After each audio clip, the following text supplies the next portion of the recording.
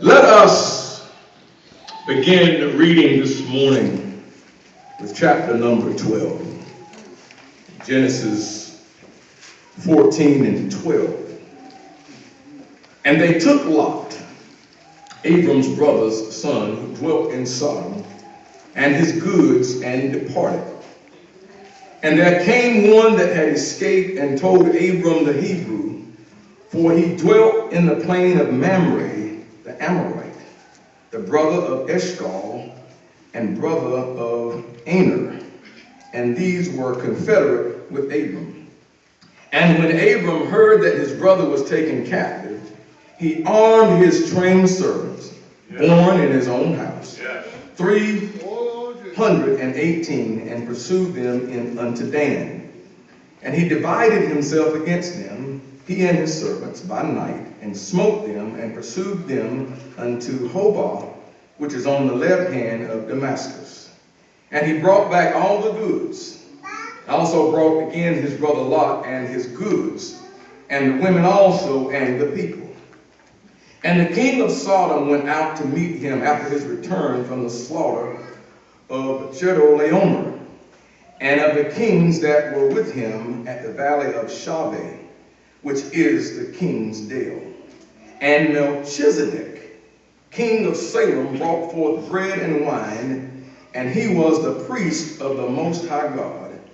And he blessed him and said, Blessed be Abram of the Most High God, possessor of heaven and earth. Verse 20. And blessed be the Most High God, which hath delivered thine enemies into thy hand.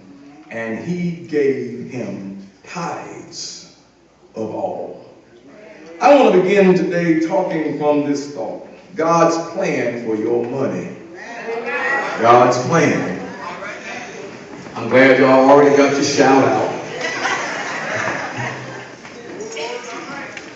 I want to begin spending some time on the subject of money.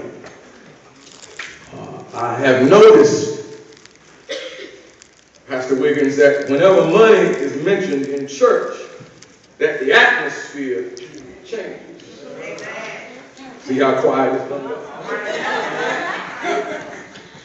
Folk can be shouting and praising the Lord, running and lifting up holy hands, but as soon as the presider makes the announcement, it's offering time in the house of the Lord, there is a shift. And especially when the pastor, the under shepherd, gets up and makes an appeal and starts to talk about money and giving and an offering, there is a shift. Tell your neighbor, don't shift, don't shift. I gave considerable thought about why this occurs. Why does this happen? And yesterday morning, I received some very good information from above concerning why this takes place in the place where the people say they love and trust God. Amen. When it comes to really trusting God, if you recall, I mentioned a few weeks ago as sort of a segue, if you will, into this subject, that folk trust God with their protection. Yes. God, give me traveling mercy as I travel up and down the dangerous highways. Lord, watch over us as we lay down in our bed tonight in the very image of death, not knowing what's going on around us. Be so good to send an angel out of heaven to stand it out for y'all know. They trust God with their provision. Lord, I need this. Lord, I need you to come through for me. Lord, I need a blessing. Lord, I need this. I don't know how I'm going to pay this bill. Lord, I need some help. They trust God with their healing. In your word, it said you were wounded for our transgression, bruised. Y'all know the text. But it's something funny. Folk will back up. Folk will get quiet when it comes time to demonstrate that they trust God with their money. And if this is the case, case, if I'm driving down your street, then when it comes to your relationship with God, I'm going to tell you in as loving way as I know how, you have some trust issues in your relationship with God. You don't trust God enough to tithe or bring an offering.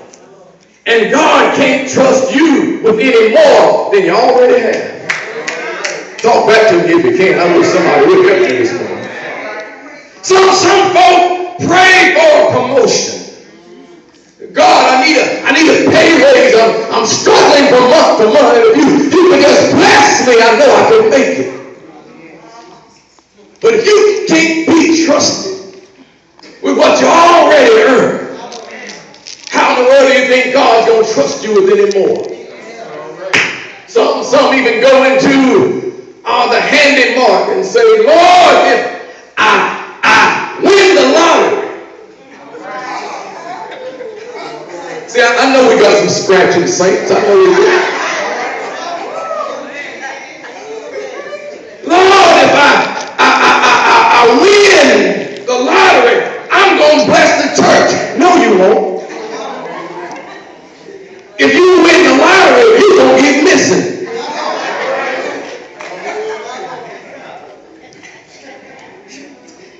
Many have it in their mind. I'm certain that there's some of you in here right now thinking that when I mention money, when I mention tithing, when I mention giving, when I mention you doing without yourself to bless the church or the ministry with something it stands in need of, you think that I'm trying to get something from you. But when I encourage you to give, and please note here, and I'm taking my time on purpose, I said encourage, because I certainly understand that I can't tell you what to do with your money. Some of you have already made it abundantly clear through your body language, through your facial expressions, and by not giving as the word prescribes, that can't nobody tell you what to do with your money. But rest assured, I'm not trying to get anything from you. What I'm doing is trying to get something to you. And when I mention tithes and giving and offering and blessing the ministry and helping somebody, it's not Pastor Millard telling you what he thinks. It's not even Pastor Millard trying to tell you what to do with your money. I'm telling you what the Word of God says to do. Bring ye all the time. Have got a Bible reading into the storehouse, that there might be meat in my house, meat provision. Food meat now. Hear what said the Lord of hosts, if I will not open you the windows of heaven and pour you out a blessing, that there shall not be room enough to receive it.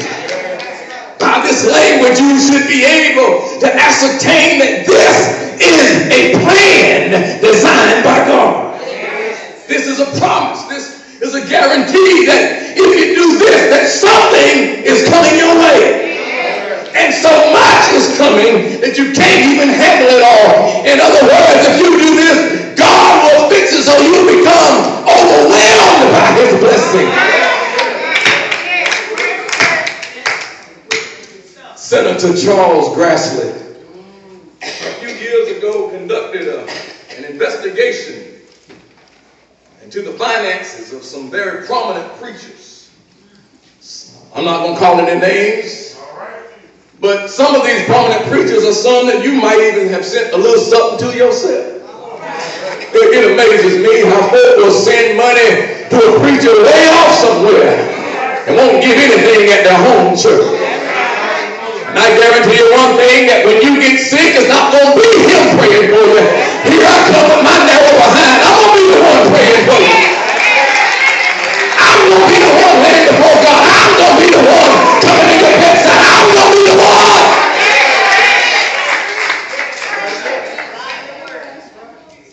But his investigation revealed something.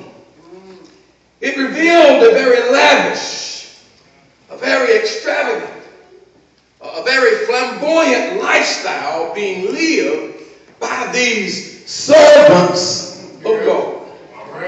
$1 million residences, Learjets, exotic automobiles, plastic surgery. And the list goes on and on and on. So what this did was confirm what many in the church are thinking, and some thinking it right now, that all my money goes to that preacher. Talk back to me if you can.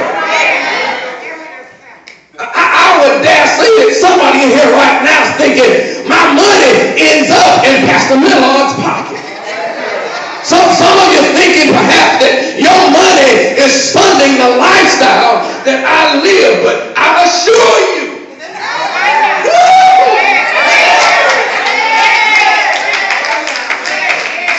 that is not your money funding my lifestyle.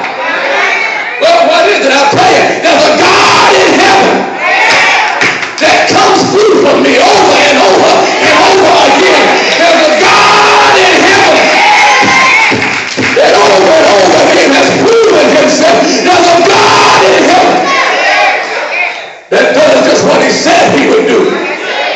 There's a God in heaven, and I tried him, and I discovered for myself that he will open up for you.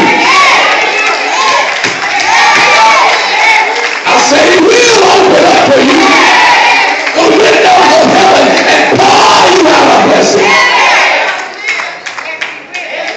See, some of you just want a door open. Well, I want you to look at any house. Look at this building right here. You want the door to be open, but look at any house. There's always going to be more windows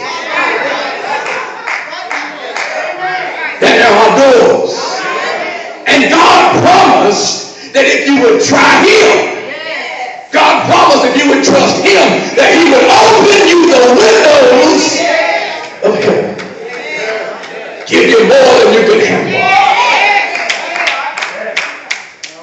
Are you saying I'm going to get a check in the mail? That's not necessarily what I'm saying. But I tell you what, your lights will stay on. A way can be made when you can't see your way. You may got to go down to the jailhouse and pick up your child. You can be sick and raised up off your bed with affliction. You don't go wrap everything around a check in the mail. God's blessings come other ways than a check in the mail. I woke up this morning. That's a blessing from the Lord. I was in my right mind.